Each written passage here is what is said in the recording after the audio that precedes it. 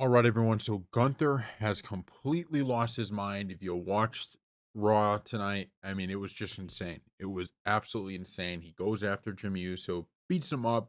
Then he has Jey Uso basically, zip tied to the ropes, continues to beat him up. You can see the image, on the screen of what he did. But I just have to say, this is exactly the Jey Uso that we are hoping we got to see. And it stinks that it's waited this long for him to come out in his title reign. Like, this is the Gunther we need. We don't want the Gunther that we saw against Damian Priest that doesn't know who he is and all this stuff. We want the brutal one that we're getting right now.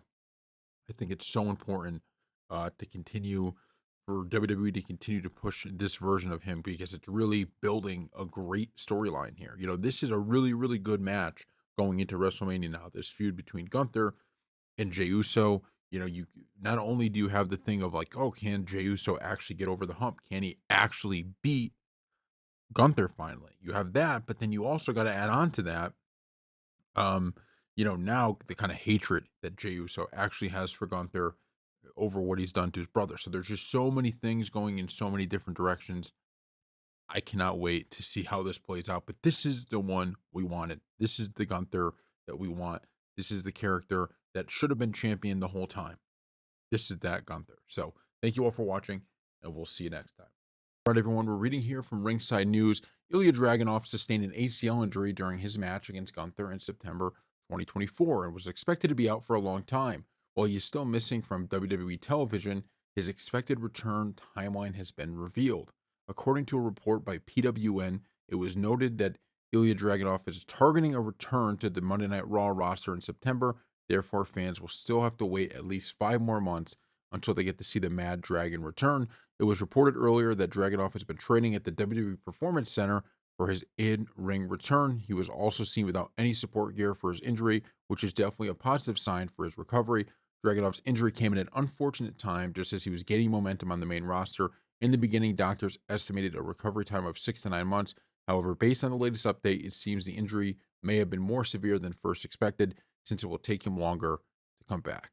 So yeah, it's stuff like this that just always it's so tough because y- it's so tough to kind of break into the business, right? It's so tough to not just, I'm not even just talking about being on the roster, right? Obviously, he's on the roster. I'm talking about the ability to kind of be someone that has a really cool storyline going and the fans are behind you and the fans are liking or hating you, whatever it is, babyface or heel, and just being a real big part of the show. And then you get hurt and it's like it just your momentum just comes to a screeching halt. And I can only imagine how tough it is for someone like Dragunov, just to and you think about an athlete, in any sport, in NBA, NFL, those are tough too. But at least in some of those sports, it's like, okay, I'm hurt. Hopefully I get back. But you still have a level of I could just go out there and if I just can play just as well as I did before I got hurt, I'll be good. I just got to get through this and get back to where I was. Whereas in wrestling, that's a little bit tougher because you need some things to go your way. You need the audience to be behind you when you come back. You need good storylines. There are so many little things.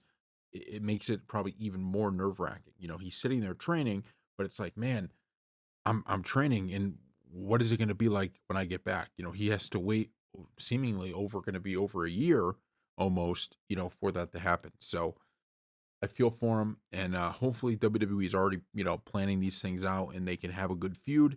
We see what Gunther has been doing, and what happens at WrestleMania we'll see and then he's maybe fighting Goldberg and maybe Dragunov comes right in and feuds with Gunther after that. So thank you all for watching and we'll see you next time.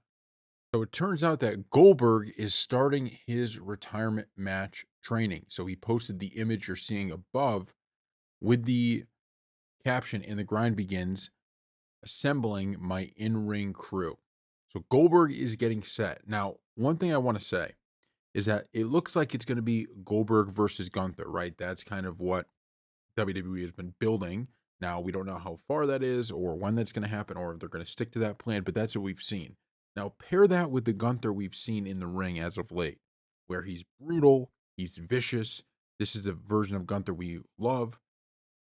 I can't think of a better feud to have than Goldberg versus him after Mania, sometime this summer.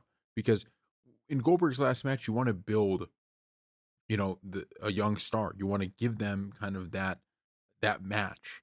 And Gunther, I can't think of a better champion to give that to if he still has the belt. Even if he's not a champion, if it's just a normal match, fine, right? Either way, it's something that's really really powerful, and I think we're seeing at the tail end of Gunther's run just how great of a champion he can be, and I hope in future title reigns, if his title reign does come in to an end at WrestleMania, I hope they really play into this version of Gunther. But man, you got Goldberg probably going against Gunther. He's getting in shape.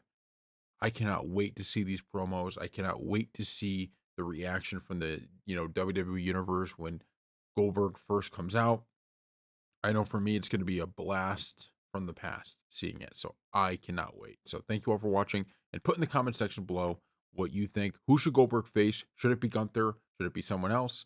And what type of match should it be in? Put that all in the comment section below. We'll see you next time. All right, everyone. According to a new report from PW Nexus, Tonga Loa looks to return to SmackDown in June following a long recovery from the bicep injury he suffered during the Bloodline versus Bloodline War Games match at Survivor Series last year. That officially puts to rest previous speculation that WWE was planning to bring him back in time for WrestleMania weekend. Previously, WrestleVotes noted that WWE was shooting for WrestleMania for Tonga Loa, but even then admitted, I don't know if they have a spot for him. I wouldn't say that he's got a tag match lined up. That plan now appears to be off the table entirely. It's pretty crazy when you look at that match, that Bloodline War Games match. That thing, I mean, did lead to a bunch of injuries. That match was brutal for the people involved, but I think getting Tonga Loa back is going to be important because we see a budding feud potentially with Solo and Jacob Fatu, and obviously Tama is there as well. So you got two of them, but you really could use the third, right? You could use Tonga Loa to kind of fill out that bloodline. And I think that's probably where they're going. My guess is they're going to try to break Jacob Fatu off on his own. It seems like that's where they're going. And you could still have the bloodline existing in the form of, Solo, Tama, and Tonga, which I think is good. And you can also always get them back with Roman, too. There are a lot of different things you could do to keep the bloodline going. And you could still have Jacob Fatu kind of go his own way and give him a push. But I think Tonga, his return is going to be huge because first of all, you get your tag team back, and second of all, you're starting to get those numbers back for the bloodline. Right now, it's tough to have the numbers when you have Solo and Tama, and you have Jacob Fatu obviously still in it, but he's kind of like he's not really as loyal of a member as he was just a year ago. So there's a lot of things they got to figure out, but once they get Tonga back, I think they could really start the bloodline push again. It's pretty interesting. I thought there was so much depth to the story. I thought we'd be seeing this story continuing for another year. I thought there was a lot of different angles they can go, but it's pretty clear that they said, no, no, no. Cena versus Cody. This is the one we're really going to focus on, that big story. And so they've kind of scrapped a little bit of the bloodline storyline, but it's still kind of always bubbling under the surface. So thank you all for watching, and we'll see you next time. All right, everyone. We're reading here from Wrestling Inc. Fightful Select Sean Ross Sapp has confirmed that Cross is in his final year of his current deal with WWE, which is reportedly set to expire at some point over the summer. Both parties have not started negotiations regarding a new deal at the time of writing, but those within WWE have been ecstatic with Cross in recent months, primarily for his ability to get himself over on social media and the angles that he has been involved in on television. It's not clear yet if Cross's wife, Scarlett, who rejoined WWE alongside her husband back in 2022, is also in the final year of her deal, but more details will likely follow in the coming weeks and months. So I'm surprised that the final testament wasn't a faction that got over more. Basically everybody from that was released besides Cross and his wife. I mean, everybody else was basically released from that. But I actually kind of like the idea about it. I didn't hate when they were on TV. I didn't hate their promos. I kind of liked it. And I thought Karrion Cross played a perfect role as the leader of that faction. But clearly WWE either they didn't have the time to do it, they felt, hey, we have too much talent here, we can't get this faction over, or what it was. I thought he would be great, really really great, but I don't know. So thank you all for watching. Let me know in the comment section below if you think Karrion Cross should return, and do you want to see him back as the leader of a faction? What do you think they should do with him next? Put that in the comment section below. We'll see you next time. All right, everyone. So we're reading here from TGRWrestling.net. Night one of WrestleMania is scheduled to start at Allegiant Stadium on Saturday, April 19th at 3:30 p.m. local time, with NXT Stand and Deliver originally scheduled to take place on the same day at 11:30 a.m., but that's now not the case. Stand and Deliver was moved to a 10 a.m. start time, and now WWE's website has the event listed as beginning at 9:30 a.m., which means a very early start for the stars of NXT. Fightful Select has noted that the new start time has talent dreading the call time for the show. No matches have yet been confirmed for Stand and Deliver. Ricky Starks gets his first WWE title shot before then as he looks to carry gold into his first WrestleMania week in the company.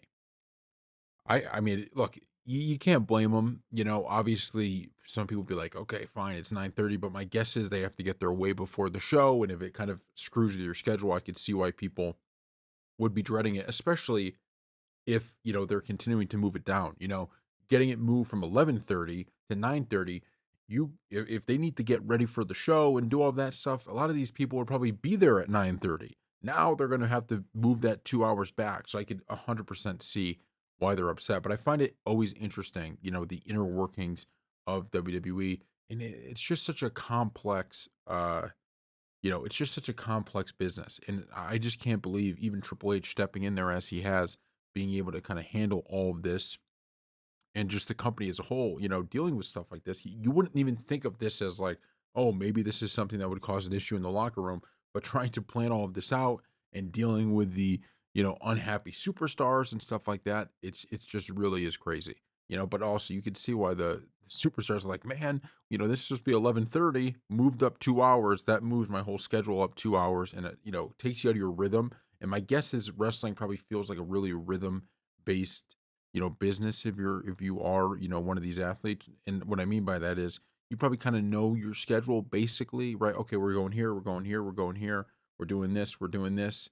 And so you can kind of get down into a rhythm of, okay, this is when I show up, this is when I do this. And so when you kind of have a big change, it probably, does bother them a little bit. So thank you all for watching, and we'll see you next time. All right, everyone. We're reading here from the Wrestling Observer. Paul Levesque says John Cena was fully on board with turning heel when the idea was presented to him. Speaking to Mail Sport at WWE's European tryouts, Levesque said it would have been easy for Cena to spend his retirement year playing the greatest hits, but said the 16-time world champion is not a complacent person. You always want to approach things like the what ifs. You have a blank slate, and John's amazing. John comes in and goes. I'm going to come in for that year, and then I'm going to be done. Whatever we want to do in there, let's go. So you begin to have those conversations. What is the absolute biggest possible thing we could do? Asked if it took Cena much convincing, Levesque responded, no, it was a conversation without getting into the details. It was a conversation that when it was brought up, everybody, I think, in John's mind, he was like, wow, I didn't think you were going to say that. I love it. It's a challenge to him. John's not a complacent person. I mean, this is one of the things, and I think you're seeing it play out on TV that you just have to love, love, love, love about John Cena. This heel turn, it was great when it first came. It was fantastic. But it's picking up. It's getting even better over the course of the last few shows. And it's funny because we talked about the beginning of the farewell tour. And I thought Cena was perfect in the beginning because he was only on a few shows. But because he was only on a few shows, you would think, oh, okay, he's not really, all that involved. He was involved. Every show he was on in the beginning, he was just nailing. Boom. Perfect promo. Perfect this, perfect that. It was phenomenal. And then we get to the heel turn. And at the heel turn, and since that heel turn, he's been using those dates that he didn't use early, that he could use a little bit more now. He's been using them to continue to make each and every Raw amazing. It truly has been powerful. And you saw it again. The fans are loving it. He starts the show. He's playing the character perfectly. So you just got to give him a shout out for that. This was a major risk. You're taking one of the greatest baby faces of all time on his farewell tour. And you're not just having him turn heel by like screwing over Cody Rhodes. It would be one thing if his heel turn was he screwed over Cody Rhodes and then he attacked Cody for whatever reason. That would be one thing because I still think you'd get kind of that divided audience, and you're still even getting kind of a divided audience. But John Cena is going at the fans, meaning he's making sure this hits deep. He's making sure that this is a scandal that hits really, really deep, or a heel turn, right? That hits really, really deep. So I got to give him credit for that. You know, I just love it. I love every aspect of it. So thank you all for watching, and we'll see you next time. All right, everyone. So Kevin Nash said this WWE legend is the greatest worker he's ever seen in pro wrestling. Here's what he said: I think Kurt is the greatest worker that has ever been in this business. People, I guess, weren't privy to his run at TNA, I guess, because it's not out there on the network. But that TNA era of the AJs, the Alex Shelley's, the Sabins, Homicide, I mean, there was so much talent in the locker room and so much talent in that six-sided ring. I don't think that era of wrestling in TNA ever gets their flowers.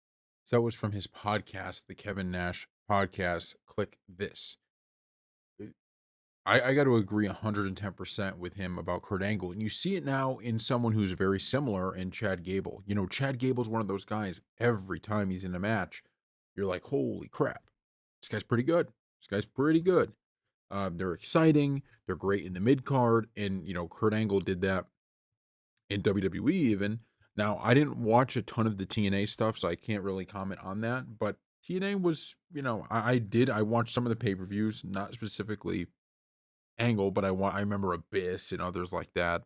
Um, but yeah, I mean, the overall, I 100% agree with this, and it's interesting that you kind of see a Chad Gable now. You know, you have these guys that are so needed in the wrestling business. You know, you need guys like that, especially at the mid card level. Now, Kurt Angle, obviously, he was a main eventer. You know, he was someone that definitely was also in the main event scene.